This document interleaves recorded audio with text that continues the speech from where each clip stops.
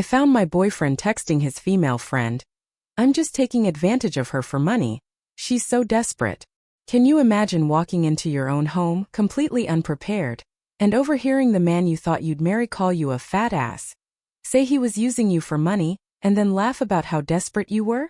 My entire world crumbled in that single chilling moment. But what came next was a shocking twist I never, ever saw coming. Voice shifts to a more conversational, reflective tone, still with underlying emotion. Look, I've been sitting on this for weeks, going over it endlessly in my head, trying to make sense of everything. But I desperately need some outside perspective because honestly my brain is just broken right now. We were together for 2 years, and for the last 14 months, he'd been living in my apartment. And yeah, I'm stressing because it was my name on the lease, my furniture, my security deposit. He moved in about 10 months into our relationship because his roommate situation blew up, and he needed a temporary place to crash while he figured things out. Keyword temporary. Voice a self-deprecating chuckle, then a slight edge. I know how this sounds already. I can practically hear you all typing the comments. But when you're in it, it's just not that clear. Brett wasn't some obvious loser when I first met him. He planned proper dates, seemed like he had his life together, even if things were a bit rocky at the moment. The money stuff that started slowly. First, he was short on his half of the rent because of car trouble. Then groceries became mostly my thing because his hours got cut. Then I was covering utilities and his phone bill because he was between jobs. What was I supposed to do? Let his phone get shut off? Each thing on its own seemed like I was just helping my partner through a rough patch. My parents struggled when I was a kid, and they always made it work by supporting each other. I thought that's what you do. Voice introduces a new character with a hint of something off. Anyway, let me tell you about Kara, because she's important. Kara had been Brett's best friend since high school. She was even at the cookout where we first met. She's one of those girls who just loves to remind you how long she's known your boyfriend. Every single story from his past somehow involved her. Every inside joke, every memory you weren't there for. I really tried with her, I did. I invited her to stuff, suggested group hangouts. I never once told Brett he couldn't see her, because I refused to be that girlfriend. The insecure, jealous type who can't handle her man having female friends. Voice tone becomes uneasy, building tension. About 2 months ago, Brett started changing. Not in some huge obvious way, but in all these tiny things that just added up. Suddenly, he was really into working out, which fine, whatever. But he'd never cared before, and now it was 4 or 5 times a week, sometimes at weird hours. He'd leave the room to take calls. He was snappy with me over absolutely nothing. I'd ask what he wanted for dinner, and he'd act like I was interrogating him. I kept telling myself I was being paranoid. Couples go through phases, right? This was just a rough patch. Voice shifts to a dramatic, immediate retelling of the pivotal scene. Then about 3 weeks ago, I left work early. I had this headache that just wouldn't quit, and I just needed to go home and lie down. Brett wasn't supposed to be there. He told me he was helping his buddy Scott with something. I came in through the back because I always park in the alley, and I just wanted to crash on the couch with the lights off. But when I came through the kitchen, I heard his voice from the living room. He was on the phone with someone laughing, and I almost just walked in to say, "Hey," but something made me stop. I don't know what, call it intuition, a sudden chill in the air. But I just stood there in the kitchen doorway listening, and then I heard him say my name. Not in a good way. Voice slows, almost a whisper, conveying shock. He was telling whoever was on the phone that I was driving him crazy, that I was always asking questions, that I couldn't just leave him alone for 5 minutes. Then he laughed again and said something like, "Don't worry, babe. I'm handling it." Voice emphatic, disbelieving. Babe. He doesn't call me babe. He has never called me babe. I stood there, absolutely frozen, trying to process what I was hearing. He kept going, talking about how he just needed a few more months to get his stuff together, and then he could finally get out. Saying he was only sticking around because the situation was convenient. Saying I was desperate enough to believe anything he told me. And then he said it. The thing I still can't get out of my head no matter how hard I try. He said he couldn't wait to dump my fat ass and find someone actually worth his time. And he laughed when he said it. Voice becomes flat, numb, then rises with a tremor of anger. I don't remember deciding to walk into the living room. I just did. And Brett's face when he saw me standing there, when he realized I'd heard everything. I wish I could describe it. There was this flicker, this flash of pure, *T. Before he tried to rearrange his expression into something normal. He told whoever was on the phone he had to go. Hung up fast. Then he tried to act like nothing happened. Asked why I was home early. Said his call was just with Scott, they were joking around and I probably misheard whatever I thought I heard. Voice short, sharp, full of rising anger. I asked him who Babe was. I asked him why he was talking about dumping me. I asked him what the hell was going on. And here's where I need you all to understand something. Brett has always been good at talking his way out of things. It's like his superpower. Making you feel crazy for questioning him. Making you think you misunderstood. Making everything somehow your fault. He started going on about how I was taking things out of context. That he and Scott joke around like that all the time. That guys say stupid stuff when they're venting, and it doesn't mean anything. He said I was being paranoid again. That this was exactly what he was talking about on the phone. That I was always looking for problems where there weren't any. Voice determined, frustrated. I told him to call Scott back then. Right now. Put him on speaker so I could hear them joke around about dumping me. Brett got quiet. I said I wasn't stupid. I said I heard him say babe. I said I heard him talk about getting out and finding someone worth his time. I asked him point blank if he was seeing someone else. He denied it, obviously. Said I was hearing things, making assumptions. But his voice was different, not as smooth as usual. Like he was running out of moves. Voice. Fast, urgent, a rush of adrenaline. I grabbed his phone off the coffee table where he'd put it down. He lunged for it immediately, which honestly told me everything I needed to know, but I was faster. I went straight to his messages. And there it was. Right at the top. Kara. Message after message of him calling me desperate and pathetic. Complaining about having to pretend he cared about me. Her responding with laughing emojis telling him he deserved better. And pictures. Pictures I won't describe because I'm still trying not to throw up, but you can probably guess. Voice. Explodes with raw fury. Brett was screaming at me to give him his phone back, saying I had no right, saying I was invading his privacy. But I just kept scrolling, reading message after message of them mocking me, making fun of things I told him in confidence, laughing about how easy I was to manipulate. I threw his phone at him. Then I told him to get the hell out of my apartment. And this is where Brett transformed into someone I'd never seen before.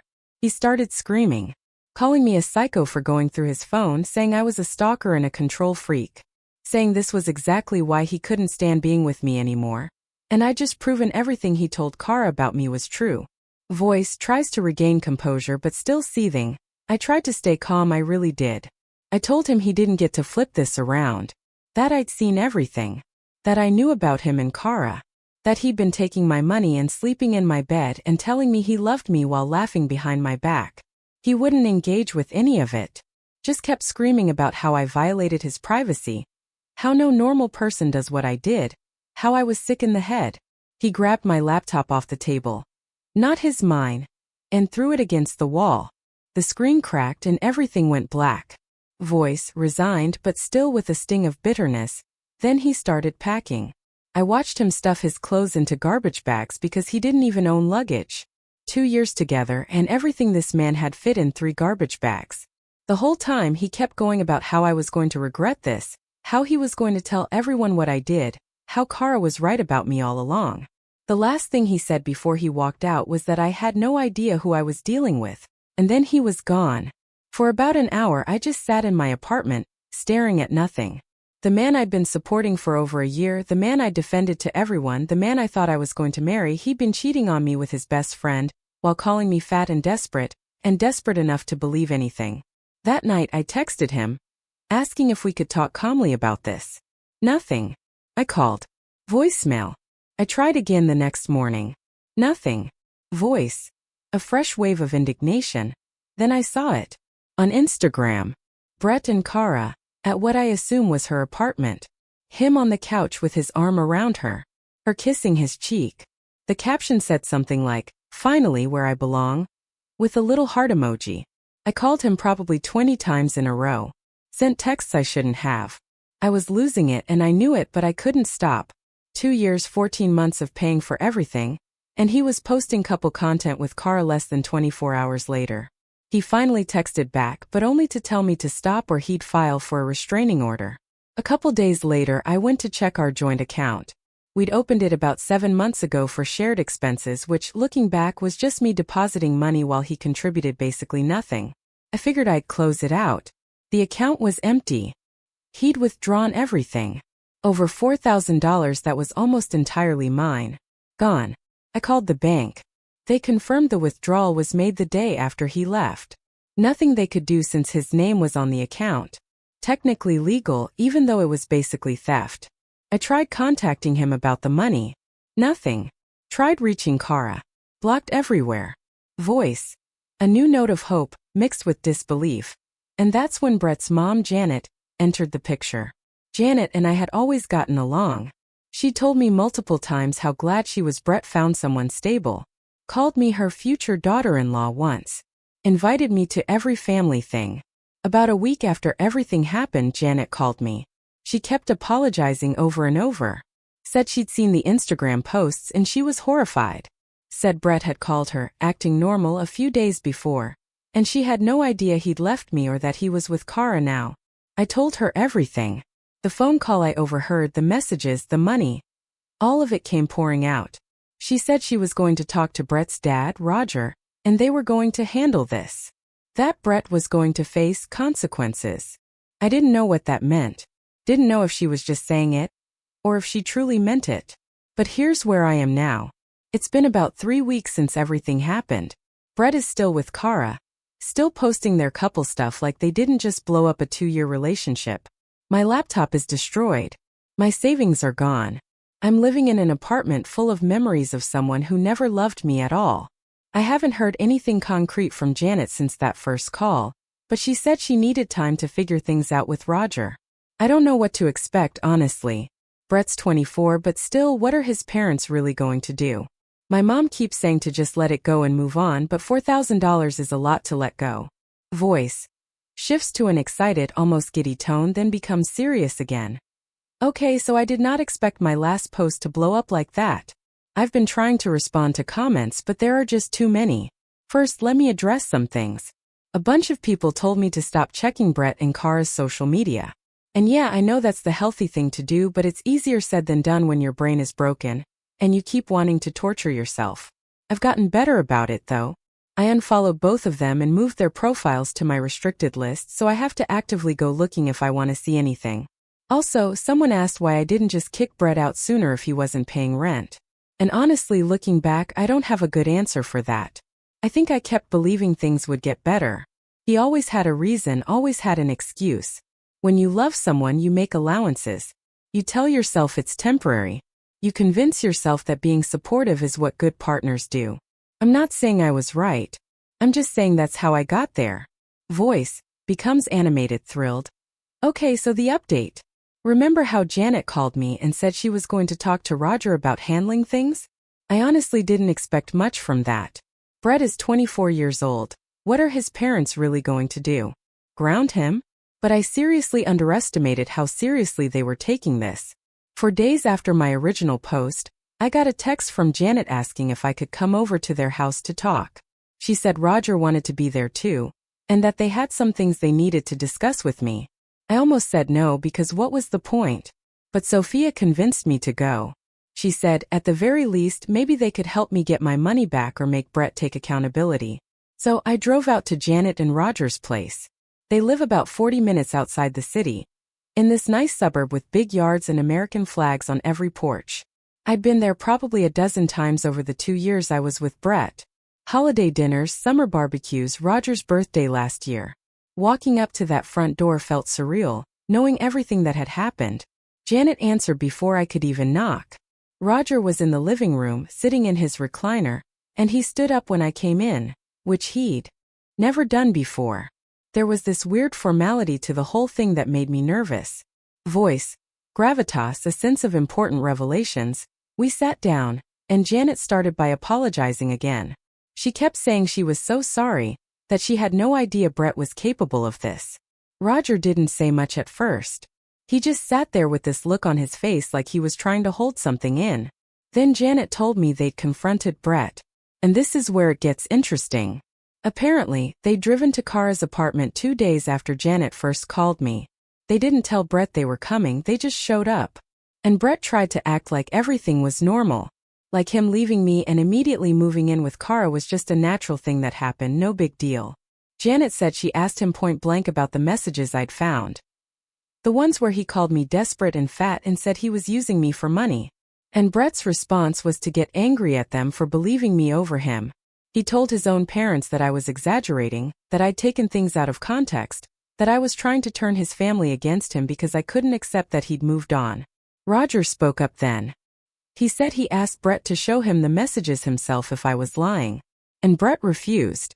Said it was none of their business, and that he didn't have to defend himself against accusations from his crazy ex. Voice. A moment of dawning realization, then rising anger. Janet said while they were at Kara's apartment, she noticed something.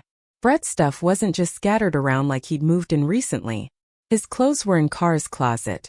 His toothbrush was in her bathroom. There were photos of them together on her fridge that looked like they'd been there for a while. Janet asked Brett directly.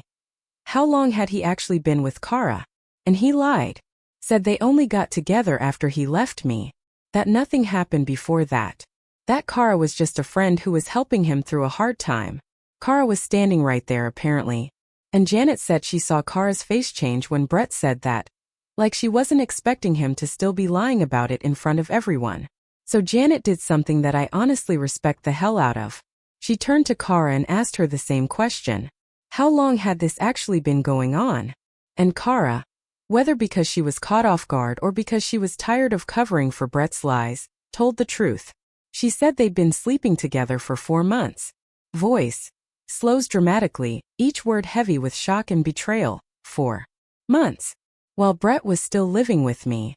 While he was still taking my money and sleeping in my bed and telling me he loved me. For months of cheating and lying and making me feel insane for even suspecting something was wrong. I sat there in Janet's living room, and I swear I forgot how to breathe for a second. For months. That's longer than I thought. That means it started around the time he got really into the gym. All those late-night workouts, all those times he said he was going to Scott's place.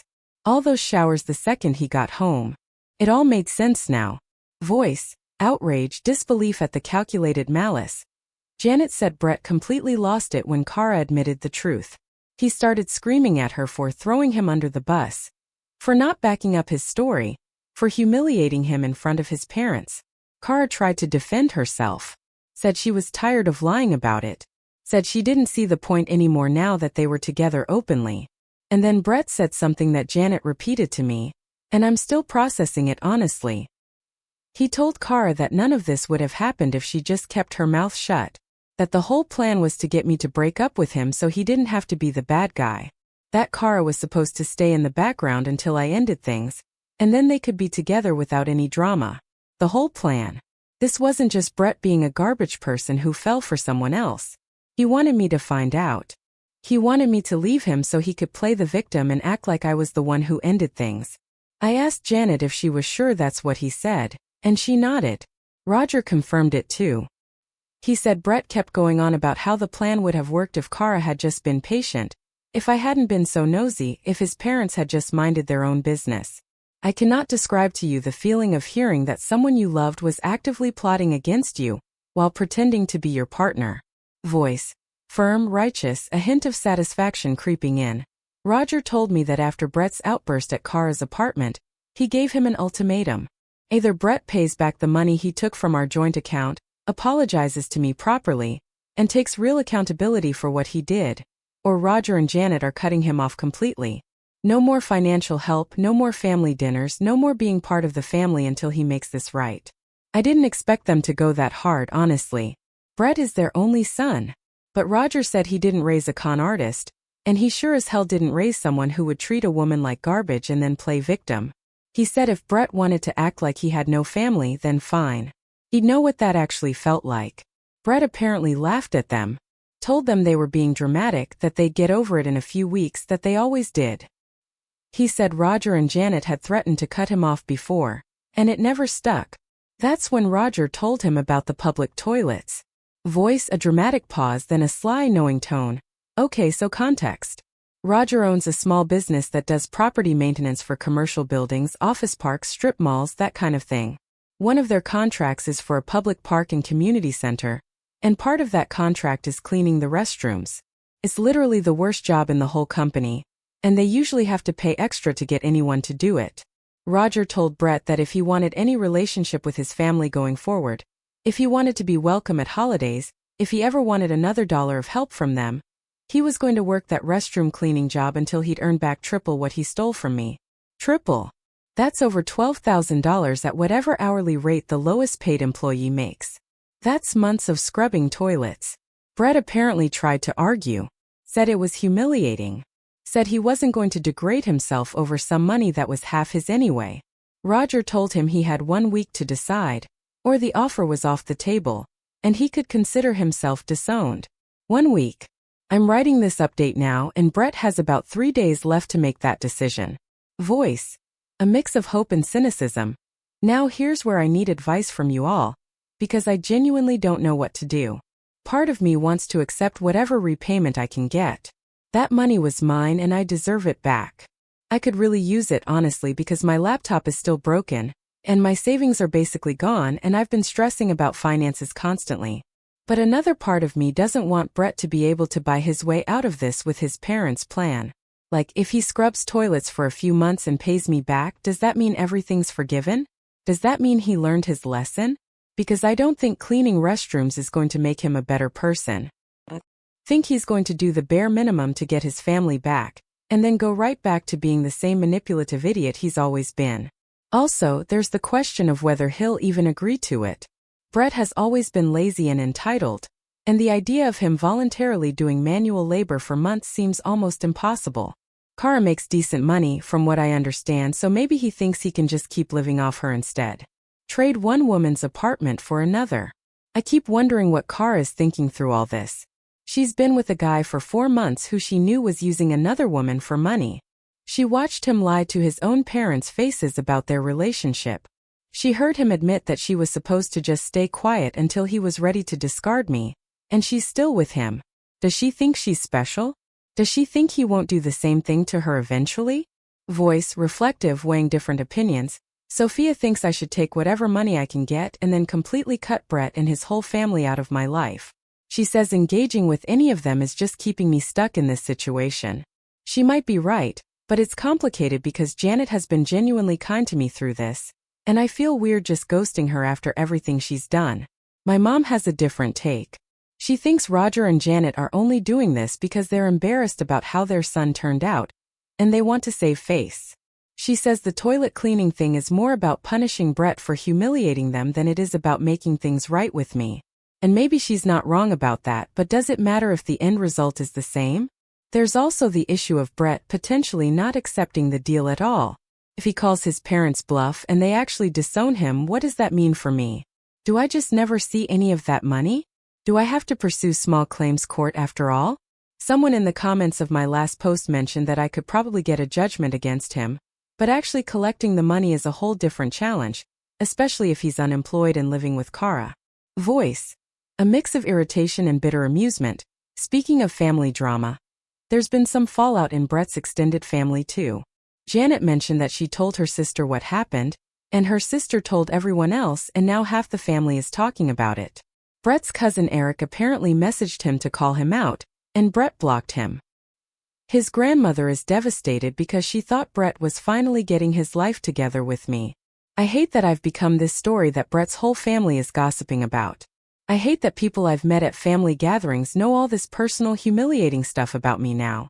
But I also can't really be mad at Janet for telling people because honestly Brett deserves to have his reputation reflect who he actually is. One more thing before I wrap this up. Brett texted me 2 days ago. First contact since he told me to stop blowing up his phone or he'd file a restraining order. The text said that his parents had lost their minds, and that this was all my fault for getting them involved. He said I'd poisoned his family against him, and that he would never forgive me for that.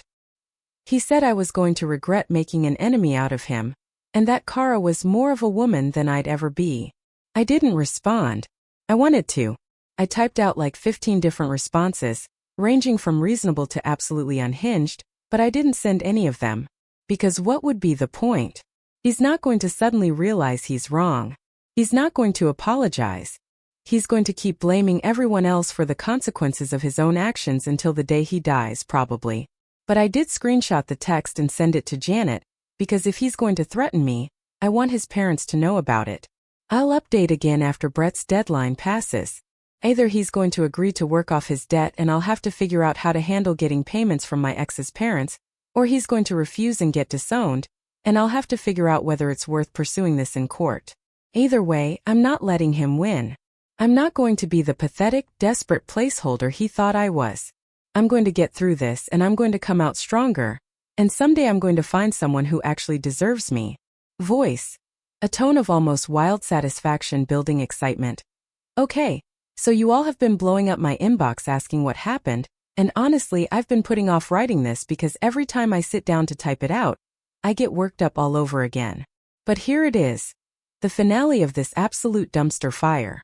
So Brett's deadline came and went. And shocker of all shockers, he told his parents to go screw themselves. Said he wasn't going to degrade himself scrubbing toilets over some money that was half his anyway. Roger told him, "Fine, don't bother coming home for Thanksgiving or Christmas, or ever, until he's ready to act like a grown man." Janet backed him up, even though I know it was killing her. Brett's response was to post a whole rant on Instagram about toxic family dynamics, and how blood doesn't mean loyalty. Classic victim mode. Everyone who knew the situation knew exactly what he was talking about. I figured that was it. He made his choice. His family cut him off. I probably never see that money.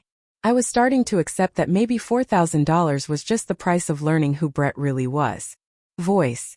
A sudden triumphant shift. Then 5 days ago, Brett showed up at my apartment. I wasn't expecting him.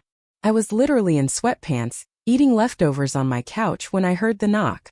I looked through the peephole, and there he was just standing there, looking around like he was nervous someone would see him. He started talking immediately. Said he needed to explain. That I never let him explain. That everyone was making him out to be this monster.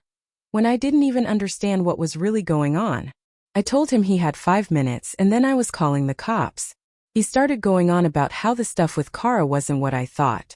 That, yeah, they'd been talking but it was just venting. Just blowing off steam. That he never meant any of those things he said about me. That Kara was the one who escalated everything. Who pushed him to leave me, who convinced him I was holding him back.